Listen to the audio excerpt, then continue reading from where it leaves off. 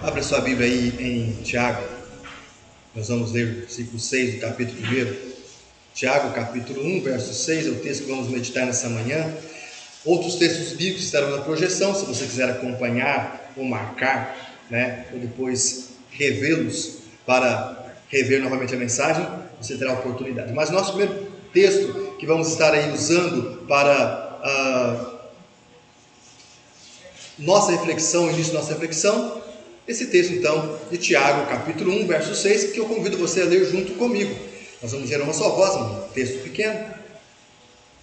Dá para nós lermos e começarmos nossa caminhada. Todos prontos? Espada desembainhada? Vamos ler então. Tiago 1,6 diz assim: peça, porém, com fé, em nada duvidando, pois o que duvida é semelhante à onda do mar, impelida e agitada pelo vento. É claro que todo esse texto tem o seu contexto. É importante, se você quiser ler esse texto novamente, ler o seu contexto para se aprofundar mais. Mas eu quero, a partir desse texto aí, pensar com você algumas coisas. Ainda mais nesses tempos que nós estamos vivendo, de tantas ansiedades, expectativas, Embora todo tempo é tempo de ansiedade e expectativa. Talvez hoje nós destacamos mais isso por causa do momento de pandemia que vivemos, daquilo que almejamos. Parece que virando o ano 2020 para 2021, tudo está resolvido, Parece que a vacina já vai sair e fica essa aura assim. Contudo, todo o tempo de nossa vida, passamos por momentos de expectativas por alguma razão, ou na nossa família, ou no nosso trabalho, ou em algum outro lugar, ou em estudos.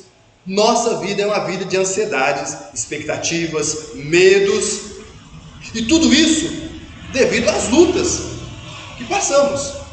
Nossa vida é marcada por lutas. E é difícil você encontrar alguém que fala assim: olha, eu não estou passando por nenhuma luta agora. Está tudo bem na sua vida? Está tudo bem. Mas tem uma lutinha aqui que ainda estou precisando resolver. Uma pergunta que devemos fazer a nós mesmos é a seguinte: o que você faz quando a sua fé parece fraca e a derrota da sua luta parece próxima, parece iminente? O que você faz quando a fé parece fraca e a derrota está próxima? Todos nós estamos em constante luta nessa vida. Isso é claro, é patente para todo mundo. Mas quando olhamos para a palavra de Deus, vemos que nós que olhamos para Deus, focamos em Deus, nós já temos as armas necessárias para as nossas lutas, ou para a nossa luta. Nós já temos as armas necessárias para lutarmos e vencermos. Efésios capítulo 6. Lê na sua casa que você vai lembrar. As armas da nossa vitória, no olhar para o Senhor, nos fortalecendo no Senhor.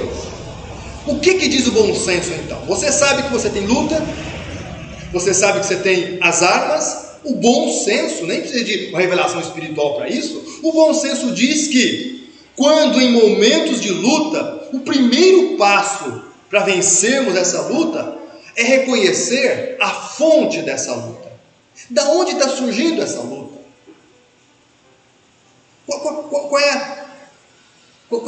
Da onde está emanando essa batalha da minha vida? Ela vem do inimigo espiritual da minha alma? Ela é produzida por esse inimigo de nossas almas? Ou essa luta vem do meu próprio coração, que por causa da corrupção do pecado, da carne, está produzindo esse momento de luta? Ou seja, essa luta é espiritual, ou essa luta não é espiritual? O segundo passo que o bom senso nos chama para vencermos a luta é confiar nas promessas de Deus. Confiar nas promessas que Ele traz a nós através da sua palavra. Promessas essas que se encaixam perfeitamente no que estamos precisando ou no que já estamos pedindo a Ele. Terceiro passo que o bom senso nos chama para vencermos a nossa luta é ter certeza que nós não estamos vivendo em pecado. Ou seja, ter certeza que a nossa caminhada não estamos, como diz o texto bíblico, estamos vivendo na prática do pecado, sem o arrependimento, sem a contrição e a confissão. Porque é claro na Bíblia, de Gênesis a Apocalipse, pecado afasta de Deus. Se afasta de Deus, então não tem como eu ficar falando com Deus se eu estou afastado dele. Eu tenho que me chegar a Ele para conversar, para buscar. Mas refletindo assim com vocês nessa manhã, não é só isso. Precisamos também vencer uma luta que se trava dentro de nós. Uma luta que vem da nossa descrença, ou de dúvidas que emanam em nossa mente e coração, ao olharmos para Deus, ao olharmos para a palavra de Deus, ao olharmos para as promessas maravilhosas que Deus tem para a nossa vida. Precisamos lutar contra nós mesmos, nossa dúvida, nossa descrença, que persistentemente vem contra nós, quando nós damos atenção à palavra e às promessas de Deus. Quando lemos Tiago, nesse versículo, nós vemos que fé é importante. Fiz questão de ler esse versículo, não li o anterior, porque o anterior fala de um pedido específico. Lendo esse versículo aqui, eu abro um leque para dizer assim: o que você está pedindo para Deus? Tiago 1,6. A primeira parte: peça para Deus, mas peça com fé, em nada duvidando. Em nada duvidando não quer dizer que eu não tenho dúvida nenhuma, mas quer dizer que a dúvida que vem, eu tenho que lutar contra ela. Eu tenho que lutar contra as dúvidas que vêm na minha mente quando eu estou buscando a Deus, pedindo a Deus. Crer e confiar são requisitos da fé. Crer e confiar para vencermos as nossas lutas ou a nossa luta. Peça com fé, vencendo as suas dúvidas. Se temos certeza de que as promessas de Deus incluem coisas que precisamos para essa vida e pedimos para essa vida, então não devemos dar lugar às dúvidas que surgem. Alguma dúvida que surge no que Deus fala e no que Deus promete. Lemos em 2 Coríntios, capítulo 1, verso 20. Porque quantas são as promessas de Deus? Quantas são as promessas de Deus? Já contou? Eu sabia, esqueci o número na Bíblia das promessas de Deus. Mas esse texto é claro. Você não importa saber quantas são. Sabe de uma coisa: todas elas, quantas forem, tantas têm o sim. É seu, está na sua mão. Eu te concedo. Porquanto também por ele é o amém para a glória de Deus, por nosso intermédio. Ou seja, cada vez que a promessa de Deus se cumpre em nossas vidas, a glória de Deus se manifesta. Deus é glorificado nas nossas vidas. Mas isso vem por intermédio, esse sim vem na pessoa do Senhor Jesus Cristo. Por isso que o convite é: creia, confie, se posicione com fé, lutando contra as suas dúvidas no que concerne a palavra de Deus e as promessas de Deus. Se algo ou alguém procura nos impedir de receber uma promessa de Deus, é claro que isso não vem de Deus, não é Deus agindo. Quantas vezes encontramos pessoas buscando em Deus algo de bom, algo de bem, aquilo é de Deus para a vida delas, porque elas não receberam naquele momento, elas já começam a ir contra Deus, como se Deus estivesse brincando, como se Deus estivesse tirando um sarrinho, né? Como se Deus estivesse, quero mesmo, ou como se Deus estivesse sendo mal. Olha o que passa na nossa cabeça para nos colocar em dúvidas. Por que Deus fez isso? Por que Deus permitiu aquilo? Por que Deus não fez assim? Por quê? Essas dúvidas que mexem com a nossa fé, confiar na palavra, confiar nas promessas, crer na palavra, nós temos que lutar contra isso. E isso ocorre dentro de nós, porque isso não vem de Deus, queridos. Porque em Deus já tem um sim para cumprir a sua promessa para a glória dele. Bem, ou é o inimigo que que está levantando barreiras? Ou é o inimigo que está afrontando para que não recebamos? Ou é a nossa própria carne, nosso coração que está afastado? E é aí que nós precisamos analisar a fonte, e é aí que nós precisamos ter atenção. Por isso precisamos reconhecer a fonte da nossa luta, se é espiritual ou carnal. Se reconhecermos que é espiritual, que vem do inimigo, isso não precisa nos assustar.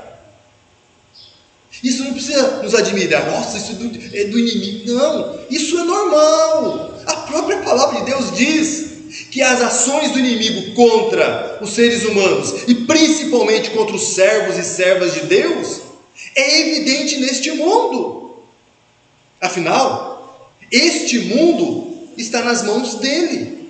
Afinal, este mundo jaz nele. 1 João, capítulo 5, verso 19, nós somos de Deus. Amém? Amém, queridos. Mas o mundo jaz, a sociedade, o sistema, as tentativas do ser humano fazer justiça, mas vir injustiça, é parte desse mundo, desse sistema. Nós não devemos nos assustar contra as ações do maligno, contra nós, nossa família, a igreja de Cristo, para impedir o cumprimento das promessas. Ele não quer a glória de Deus. Ele fará qualquer coisa para impedir a resposta de Deus chegar até nós. Quer exemplos disso? Está na Bíblia. Zacarias capítulo 3, verso 1. Zacarias 3:1 diz assim: Deus me mostrou o sumo sacerdote Josué, o qual estava diante do anjo do Senhor, e Satanás estava à mão direita dele para se lhe opor. Deus me mostrou, sumo sacerdote, o anjo do Senhor, só bênção, mas tinha alguém ali para fazer oposição. 1 de Pedro capítulo 5, verso 8 e 9, só a primeira parte do versículo 9: sede sóbrios e vigilantes, o diabo, vosso adversário, anda em derredor, como o leão que ruge, procurando alguém para devorar. Resistir firme na fé. Resista, porque ele está querendo. Você vai deixar? Se eu souber que tem um leão aqui na redondeza, falo, gente, não vai ter culto hoje não, viu? Todo mundo fica em casa que tem um leão lá. Sou bobo? Espiritualmente, existe esse leão, ele está aí. Fica firme na fé. Resiste a ele firme na fé. O inimigo pode agir, sim, mas ainda o tempo, quando oramos, está passando, pode passar, mas lembre-se de uma coisa que a Bíblia diz: a sua oração está sendo ouvida e a resposta vem, porque você está clamando àquele que é todo poderoso. Quer lembrar isso na Bíblia? Exemplos de pessoas que oraram, o inimigo tentou atrapalhar, o tempo passou, mas isso não impediu Deus de dar o sim, de responder às orações. Pessoas que confiavam na palavra de Deus, criam na palavra de Deus e confiavam nas suas promessas. Daniel, lembra de Daniel? Daniel capítulo 10, verso 12 e 13. Daniel no exílio, longe da terra prometida, numa situação de escravo, porém na corte, por bondade e misericórdia de Deus, Daniel orou a Deus. Um dia, 2 dias, uma semana.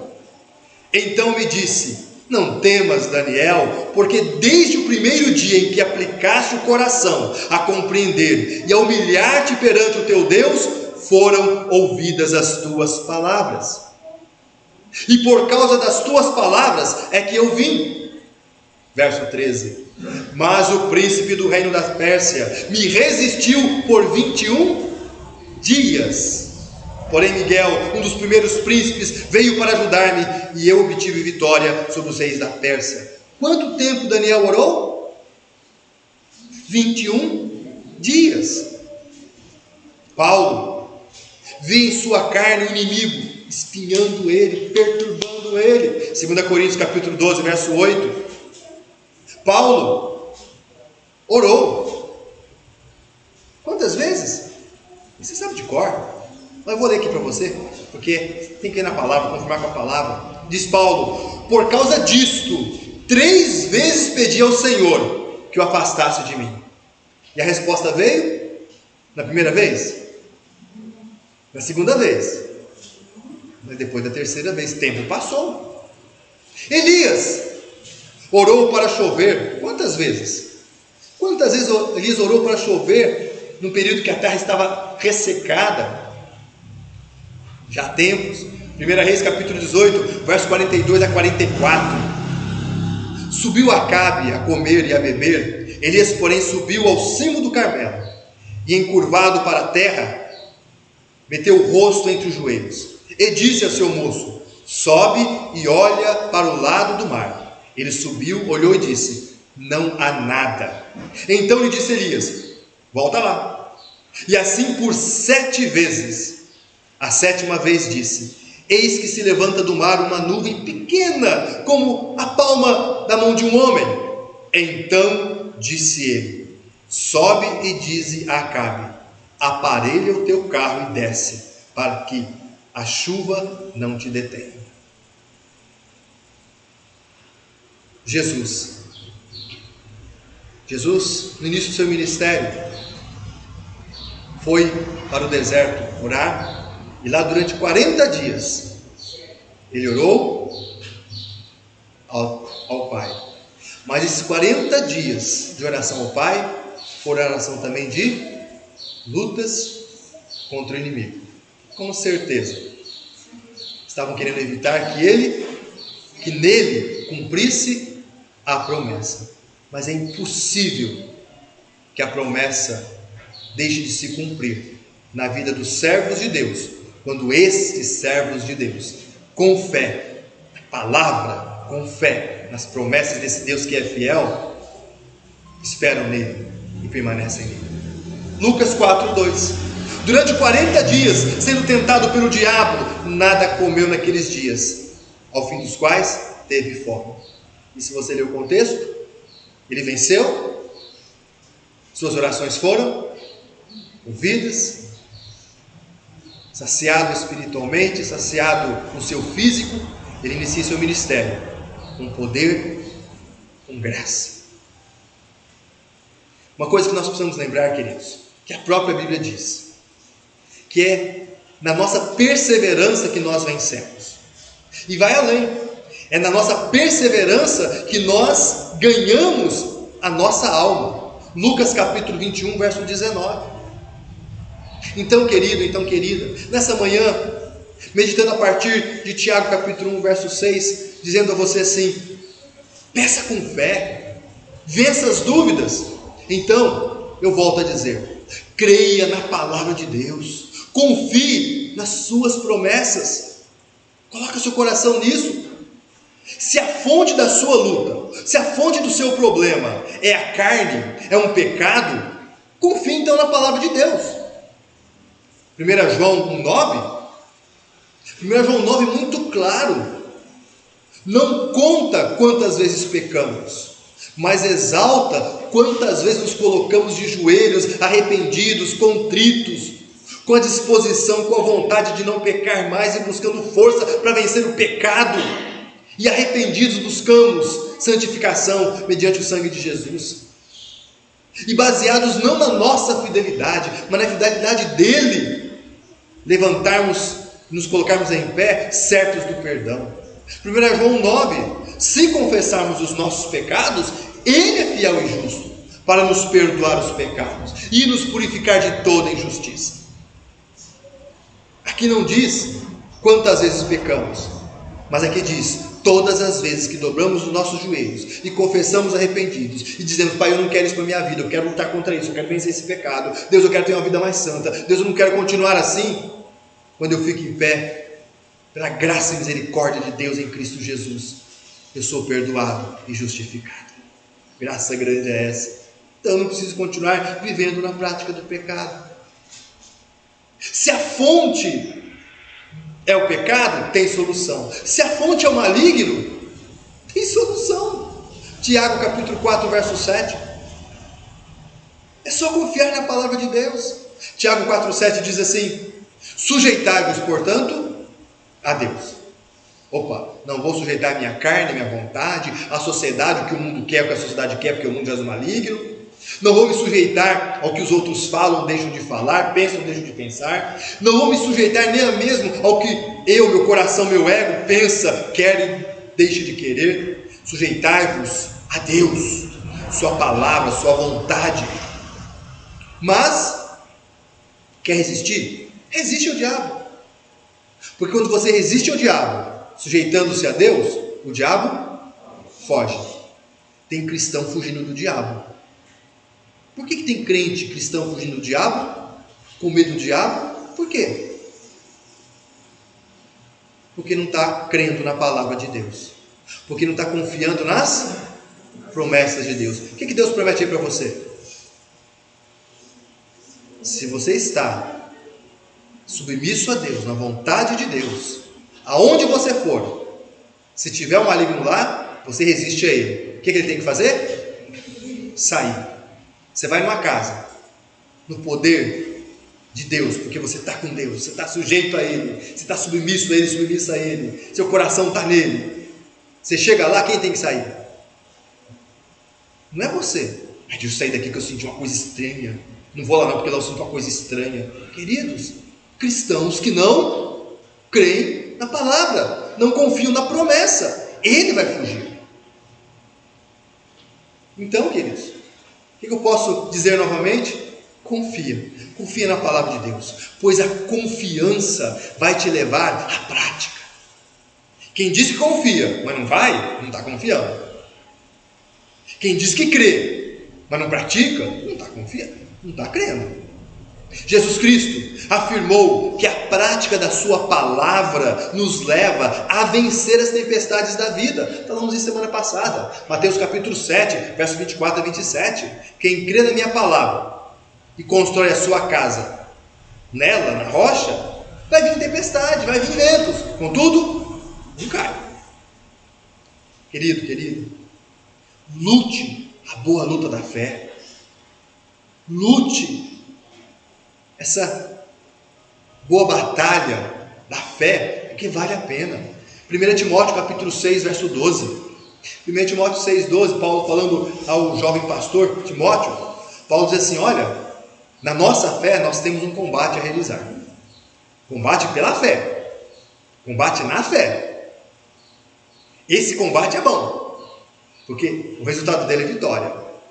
Paulo diz assim a Timóteo: combate o bom combate da fé, toma posse da vida eterna, para a qual também fostes chamado, e de que fizeste boa confissão perante muitas testemunhas. O que você confessou no seu segundo louvor, cantado aqui nesse culto? O que você confessou diante dessas testemunhas aqui? Se eu for firme nas promessas do Senhor Deus, eu vou experimentar as bênçãos do sim de Deus. Foi isso que você cantou. Eu ouvi. E aí, você crê ou não crê?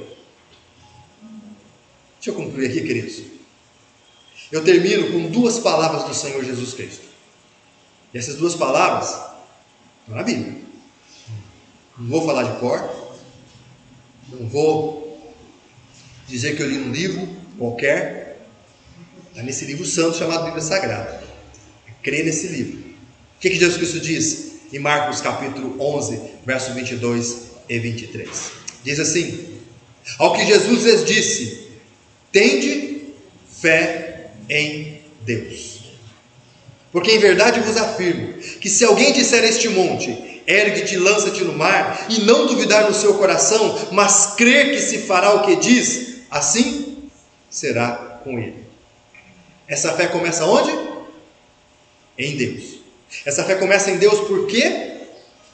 Porque eu estou com Ele, estou perto dEle, estou tendo um relacionamento com Ele.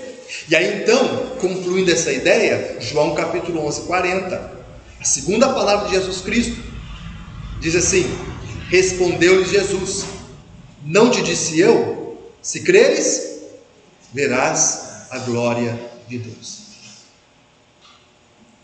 Vamos ver a glória de Deus, não a glória dos homens. Vamos ver resultados do sim, das promessas de Deus para a glória dele. E para que nós testemunhamos diante dessa geração que está afastada de Deus, corrompida, corrupta, que ela precisa se voltar para Deus. Que ela só pode se voltar para Deus na pessoa de Jesus Cristo. Mas o nosso testemunho começa na nossa luta contra as dúvidas, as descrenças que querem dominar nosso coração. Principalmente porque se elas dominarem nosso coração, elas vão nos levar à incredulidade. E a incredulidade nos afasta de quem? De Deus. Deus que é a fonte de todo o bem, de tudo que é bom para as nossas vidas. Que o Espírito Santo nos fortaleça nessa fé. Que nessa fé vençamos a dúvida. Vencendo a dúvida, nos apegando, crendo na palavra, confiando nas promessas, que possamos caminhar para a glória de Deus, mostrando para esse mundo como nosso Deus é maravilhoso, é fiel, e como em Jesus Cristo, toda a nossa imperfeição, pecado, impossibilidades, são transformadas, perdoadas para a glória de Deus. Amém? Vamos encerrar orando a oração que Jesus Cristo nos ensinou. Essa oração vai estar na projeção, para que possamos orar em uma só voz, baseado no texto bíblico de Mateus capítulo 6, verso 9 a 13. Um texto da palavra de Deus, nos ensinando a orar como discípulos de Cristo. Vamos ficar em pé, vamos terminar então nosso culto, orando a oração dominical, que diz assim: Pai nosso que estás nos céus, santificado seja o teu nome, venha o teu reino, faça-se a tua vontade, assim na terra como no céu. O pão nosso de cada dia dá-nos hoje, e perdoa-nos as nossas dívidas, assim como nós temos perdoado aos nossos devedores. E não nos deixes cair em tentação, mas livra-nos do mal, pois teu é o reino, o poder e a glória para sempre. Amém. Deus te abençoe, Deus te dê um bom domingo e até o nosso próximo encontro, querendo Deus, logo mais. Amém.